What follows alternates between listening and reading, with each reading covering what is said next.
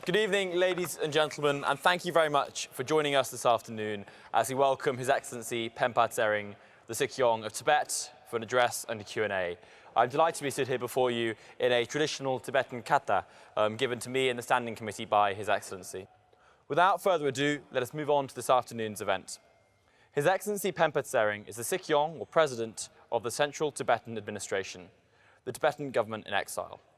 Prior to his political career, His Excellency was the Executive Director of the Tibetan Parliamentary and Policy Research Center and the representative of His Holiness the Dalai Lama at the Office of Tibet in Washington, D.C.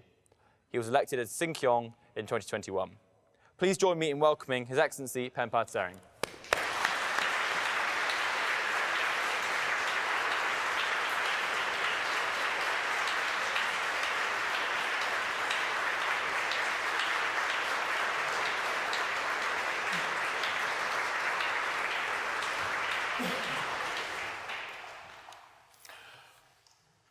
Thank you very much for this opportunity. I want to thank Charlie and all the council members for organizing this.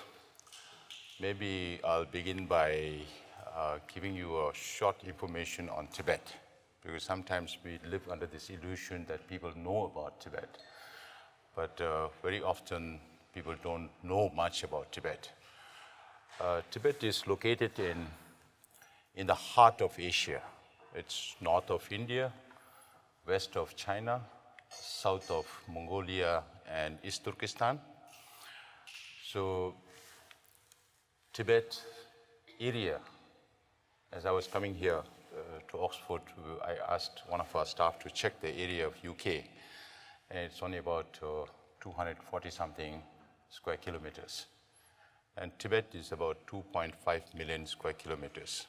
So Tibet is almost 10 times the size of UK.